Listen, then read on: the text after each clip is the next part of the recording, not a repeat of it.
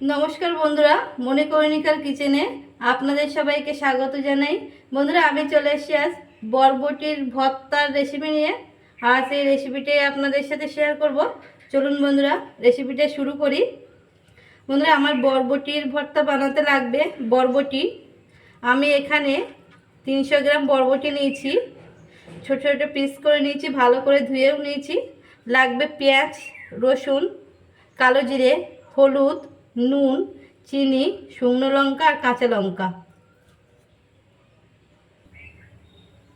আমি একটা পাত্র বসিয়েছি, পাত্রে জলও দিয়েছি। প্রথমে আমি বরবটিগুলো ভাপিয়ে নেব। জল গরম হয়ে গেছে।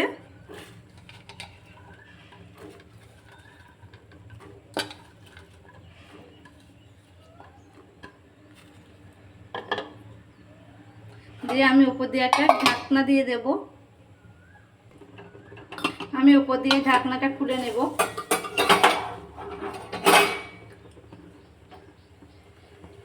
আমার বরবটি সিদ্ধ করা হয়ে গেছে, এবার আমি নামিয়ে নেব।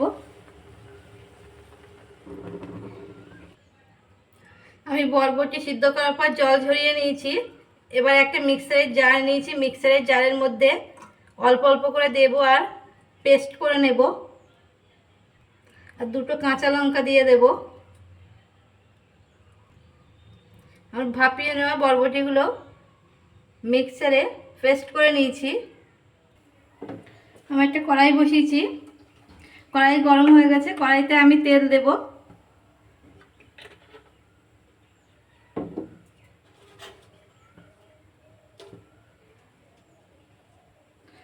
চারটে শুকনো লঙ্কা দেব, দিয়ে ভেজে নেব।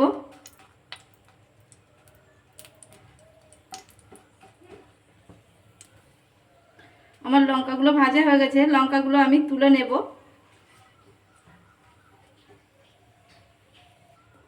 এবার কড়াইতে আমি দুটো শুকনো লঙ্কা ফোড়ন দেব আর হাফ চামচের একটু বেশি কালো জিরে ফোড়ন দেব।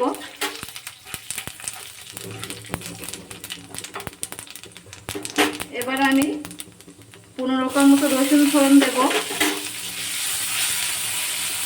রসুনটা আমি থেতো করে নিয়েছি।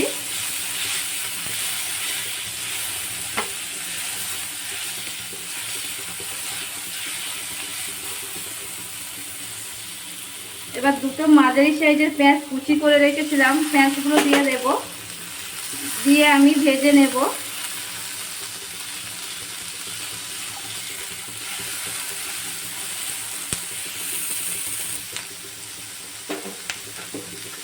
কড়াইতে আমি আবার একটু তেল দেব।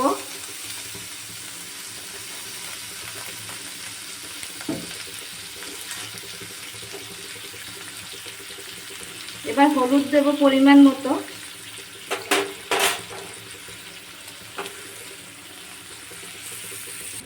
আমার পেঁয়াজগুলো ভাজা হয়ে গেছে। এবার আমি যে বরবটিগুলো পেস্ট করে রেখেছিলাম সেগুলো কড়াইতে দিয়ে দেব।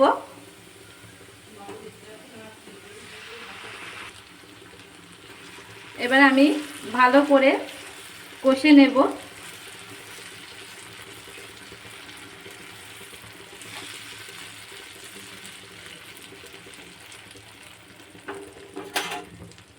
স্বাদ মতো নুন দিয়ে দেব।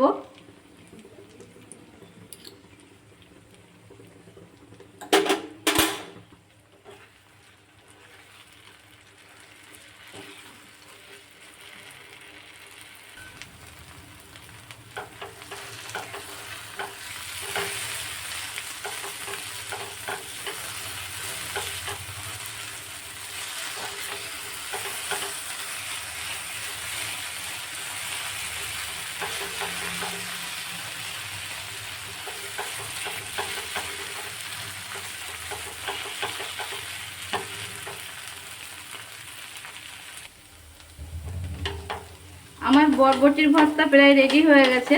এবার আমি স্বাদ মতো চিনি দিয়ে দেব।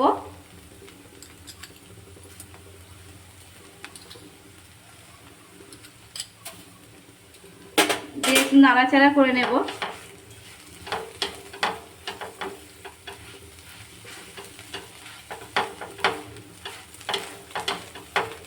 আমি খুব ভালো করে কষে নিয়েছি বরবটি।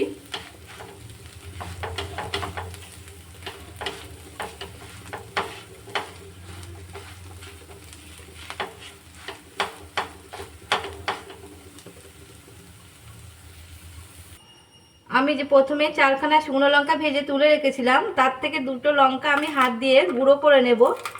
নিয়ে আমি বরবটির ভর্তার উপর দিয়ে দেব। আর 2টো লঙ্কা আমি বরবটির ভর্তা যখন নামাবো তার উপর দিয়ে দেব গোটা। আমার রেডি হয়ে গেছে বরবটির ভর্তা। আমি উপর দিয়ে দিলাম এই লঙ্কা, শুকনো লঙ্কা হাত দিয়ে চেপে গুঁড়ো করে নিলাম।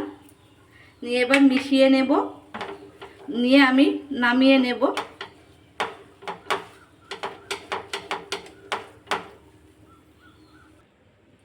আমার রেডি হয়ে গেছে বরবটির ভর্তা।